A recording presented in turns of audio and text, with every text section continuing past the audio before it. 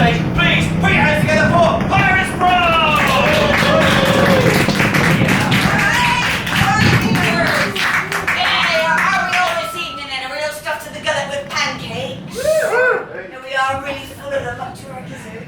You had lots of pancakes there, Master. I did. I had a whole stack of them.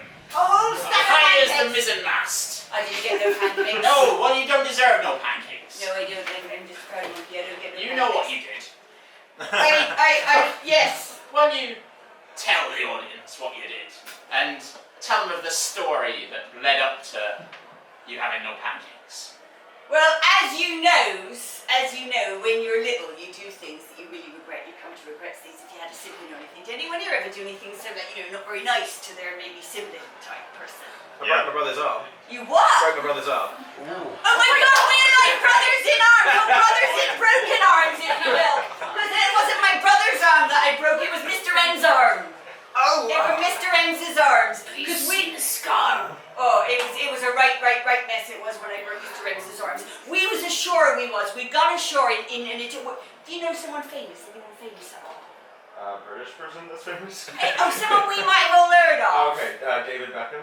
David Beckham, that's right, we was in Beckhamsville. We got to town in Beckhamsville. We'd gone ashore in Beckhamsville because we needed to pick ourselves up something. We needed up a new supply for our ship. You know what that supply was, don't you, sir? Sherbet. Sure, that's exactly right. We'd run out of sherbet, and I can tell you that on our ship, when we run out of grog, it's not a problem. When we run out of biscuits, it's not a problem. But when we run out of sherbet, oh my lordy, there'd be a mutiny about to happen. So, we had been sent ashore. Mr. Ems and I had been sent ashore by our quartermaster who'd done up the tallying to go and get some new sherbet into Beckhamsville. I had so much trouble saying, as you will see, also contributed to the problems that we had. Right then, Power Monkey Julian, Oh, Mr. Ems. where we be finding them sherbet fountains? Whoa. I don't know, I think if we start with the local tavern, do they drinks here? They do like to keep some sherbet fountains. Everything's behind very their neat and tidy in this town, isn't it? It's all lined up nice and neat and tidy lines. And very clean. I ain't never seen such a clean town. That's because in Beckham's town, they like to keep everything within the lines, innit? Nothing's ever off. Look, Mr. Ems. There'd be a tavern there. It'd be the back of the net tavern. Oh, lovely. Right, let's go inside and see if we can find out about some sherbets. Barkeep, Yes. this may be a strange request. I would not like your scampi fries off the bat. I would like some sherbet dip-dams. Not a strange request at all. You see, we have many people here seeking the famous sherbet dip-dams in Beckhamsville. And at that point, it was when Mr. Ems and I, we looked about the tavern we did, and the tavern was full of lots of people who, as soon as our Mr. Ems had mentioned the word sherbet, looked up. They all looked up from their tables, and they all started closing in on us. There was people closing in on us at the bar. There was, and we weren't sure what they was doing. And they had a hungry look in their eye, a hungry look in their eye about the sherbet. What? Does this mean there's a paucity of sherbet in this here town, Mr. Ems? Ask the barkeep, find out. So Mr. Ems went back up to the barkeep. Yes? Alright, barkeep. I'm alright. Are you alright? Is there a shortage of sherbet in this town? How did you know? Because everyone will be looking at us funny when we're asking about the sherbet. Look at their eyes. Yes, you Too are. much sherbet in my. They're suffering sherbet withdrawal. Had to go cold turkey on the sherbet. Sans sherbet. And that was when I looked around the tavern and I recognised in the eyes of all those people there in that tavern, I recognised that hunger for sherbet that we get on our ship, I do. I recognised that hunger for sherbet, and I knew that we was but minutes away from looking like these dastardly peoples out there, like they knew they hadn't had no sherbet in ages. Who's got all the sherbet, tavern keeper? Who's got all the sherbet? A very musical fellow who lives in Beckhamsville. The Beckhamsville Harper. He's come all the way from Brooklyn. And then my knowledge of Beckhamsville, two of them. So with that, Mr. Ems and I set out to find this mysterious player of the harp that was somewhere in Beckhamsville, who had come all the way from across the seas from Brooklyn. We'd been to Brooklyn one time or another. We got run out of that town, so we got outside now and was walking through the town streets, and we started hearing a little bit of a tune playing. Mr. Ems, can you hear music? We can hear something that's like a harp. I hear it sounds like a siren song. It does. It sounds like a siren song. It's beautiful music upon. It's. Oh, Mr. Ems, it's coming from the governor's house. Up there on the hill. It's coming from the. Always the governor's house. Oh, it's always the governor's house. They're the only ones who could afford to have a harpist. Oh, I go. Oh, look at that lovely. Oh, it's a proper English governor's house. It's got a statue of Victoria at the front and everything. We cut to inside the governor's house.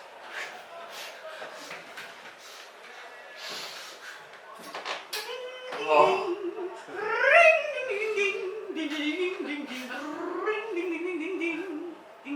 Harper, can't you play something with a bit more vigor? I do believe, Governor, that since I came ashore and you impounded my goods, oh, my sherbet that I had brought from the other side of the ocean to sell in this town, you have impounded my goods, Governor, and with your silly taxes. When do I get my taxes back? My goods back, my sherbets back. That's not how capitalism works. You don't get your taxes back. Well, I pay the duty that you're demanding on my sherbet once I have sold some to the people in this town. Duty? You speak to me of duty. I have governed Beckhamsville for over 55 months. Why? Duty means everything to me. So I think I'm entitled to listen to a jolly harpsichord song and to snort some sherbet from this mountain of sherbet on which I recline. And meanwhile, Mr. Ems had climbed up the side of the governor's house. They climbed right up the side there, and they was looking in the window in the top level, and they was looking in, and I was down below. Mr. Ems, what can you see inside? What can you see? I can see a harpist. Oh, yeah. And I can see a lovely looking sort of like fat fellow who I think is probably the governor. Oh, Mr. Ems, I can smell something sugary and sweet and tart. Is there sherbet in there? There's sherbet everywhere. Oh God! I heard something at the window. Mr. Ems was so frightened by the seagull that they fell down on top of me. Oh, Mr. Ems! I'm sorry, poor little Julian. Into the bushes, but it was a good thing we fell in the bushes. We did, because we fell right down through a trap door and into the basement of the governor's house. Shh! I see nothing. Damn, it took me so long to get off that pile of sherbet. Oh, Mr. Ems. Yes. How did we get down here then? Well, I think if that seagull pushed us off, we found ourselves a little bit of luck, I think. Oh, Mr. Ems, your arm don't look so good. Look at it. It's only a little bit bruised. It's all right. You'll be all right. It's broken. It's just a bruise. It's all right. You'll be fine. I feel like it's a little bit hanging off, poor little Julia. No, it's not. It's fine, Mr. Ems. I promise. If I just do that, there we go. Oh. Alright, so you just hold it nicely by my side. That's right, Mr. Ems. Right. Alright. We're in the governor's house. If we get upstairs, we can go get our hands on some of that sugar. Yeah. Then we can sell it to those people in the tavern and make a nice profit. Lovely. So, oh! In a while since I had company down in the tunnels beneath the governor's house. Oh, hello. Now, the stranger that approached us in the dungeon down below the governor's house was a stick-thin figure that looked like he hadn't had nothing to eat for years at all. His clothes were rags, his feet were big swollen carbuncles, and his nose was like the size of a bus, and he had one shoulder up higher than the other, and a massive limp he did, and he spoke with this strange gelatinous tone of voice. Well,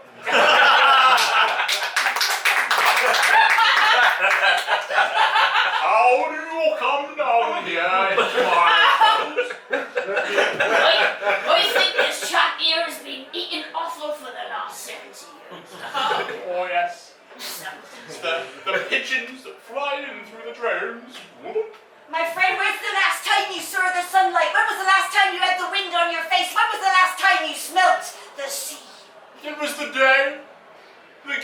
decided he didn't want my skills on the trombone anymore. He had found a new musical muse, a harper. Tell you what, my good friend, if we get you out of this here dungeon, we'll take you out of here if you can tell us how to get up to the governor's room where he keeps all, the goods that he's impounded. Or you have to scale the climbing wall that leads up to the kitchens. I can't do it because of my malformed limbs. If you point us in the direction of that climbing wall and you tell us how to get up there, we will do that and we will possibly not forget to come back for you. Oh, that would be nice. I'll show you the way. But you can't climb with an arm like that. I'll have you know, Sonny Jim, I'm an experienced climber and I can climb one-armed. And with that, we went over to the climbing wall and Mr. Ems showed what they was made of. For Mr. Ems has climbed cliff tops, Mr. Ems has climbed mountains, Mr. Clems has climbed masts, and Mr. Ems went straight up that wall faster than you can say scallywag barrels of rum. And up they went. Scallywag barrels. And look, they were at the top. And Mr. Ems was at the top there. Mr. Ems very kindly threw a rope down for us, and I wrapped it round our good friend, and we hiked our good friend back up into the governor's room, and now we were rolling. The governor had gone out. And there was the big bounty, the mountains of sherbet. All right. It's been so long since I had a meal that wasn't pigeon. No, you can't. You can test the goods for us. Have a little bit. Oh, I've never had anything so fizzy and refreshing. All right. I tell you what. Let's hide it inside the harpsichord. The harpsichord. It's a hollow harpsichord. Well, if we take the harpy bit out. Yes. All right. We'll put it inside there, and then we can just take it away as though we're gonna get a tune or something. Because oh no, the governor's coming! Oh no! Quick! And with that, the governor came into the room, and quick as a flash, Mr. Ems and I put on our disguises.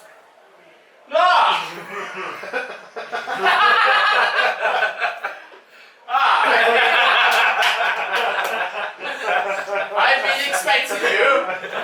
The two sports commentators for my sports day.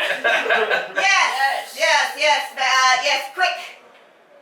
To the goal line we go, and it's offside, I tell you! This harpsichord is offside, so we need to take it into the dugout. We need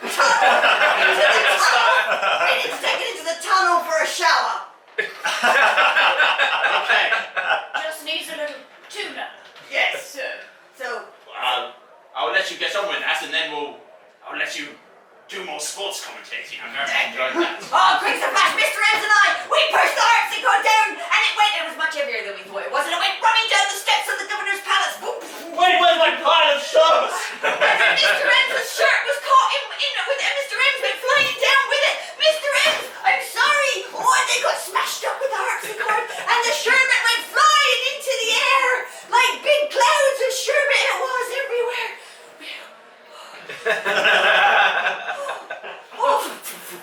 And the governor's guards were starting to chase after us now because the governor had sent them after us with their swords.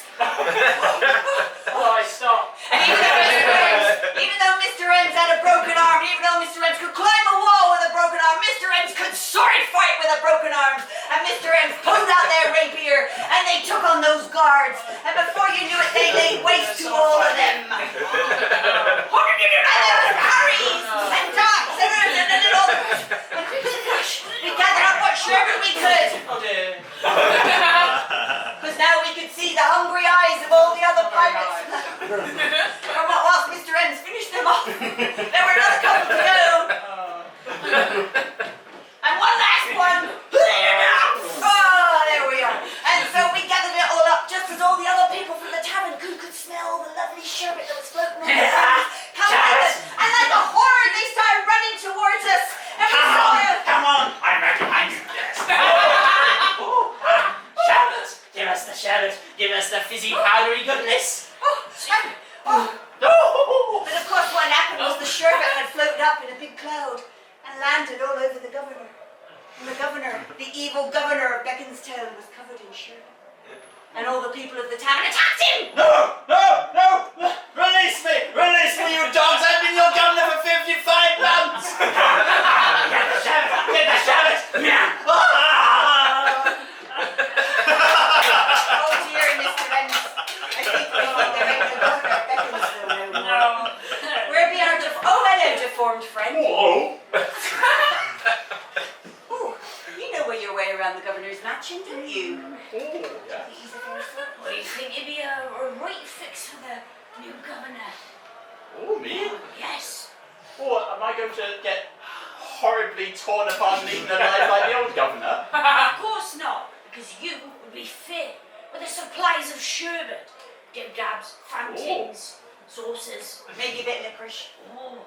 Oh, you're setting me up as the leader of a town with a population that will be dependent on me for essentially drugs.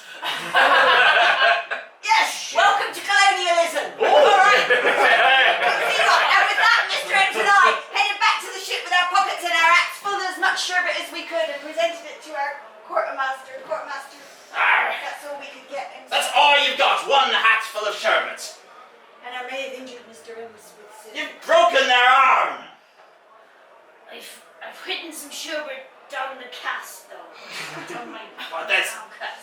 There's only one thing that'll help cure your arm. I bought it in the pharmacy in Beckhamsville. It's this small bandage that goes around the top of your arm with a C written on it for cure. There we go.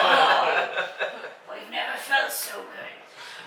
I feel like I could now kick a little ball around the decks. I think There's no time for that. we've got something we can even do better than that. We could recap our story in the form. As is traditional. As is traditional. In Your the form- favourite and ours. Your favourite part of our show and ours. Where we recap our story for you as a limerick. As an Right then. Take it away, Cormaster. There you are. Our crew was missing the thing that is sweet. They wanted their sherbety, lovely treat. So they went to the shore. And they searched for more. Because without sherbet, they just didn't feel complete. Oh! In the tavern, there seemed to be some funny-looking folk. They were clustering around, it wasn't no joke. Their eyes were hungry indeed.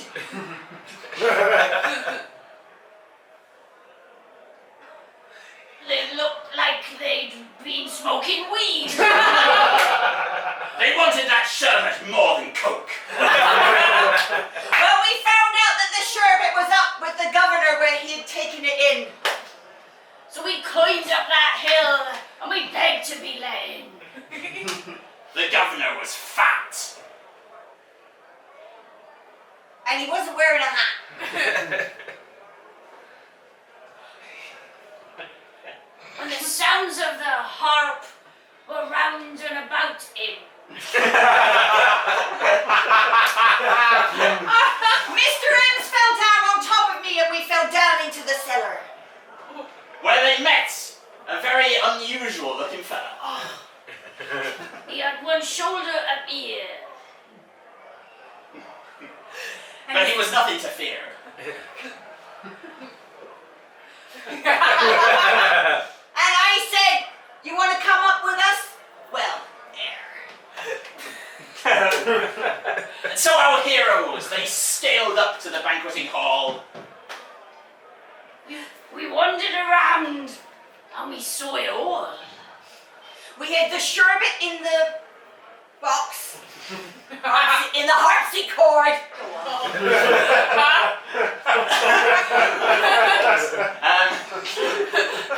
They committed sherbet fraud. Yes.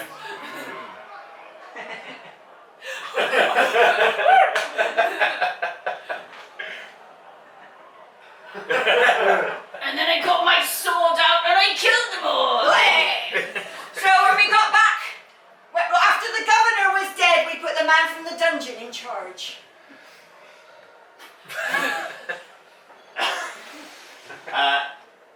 He was a military man, they all called him Sarge. He said he'd be fair.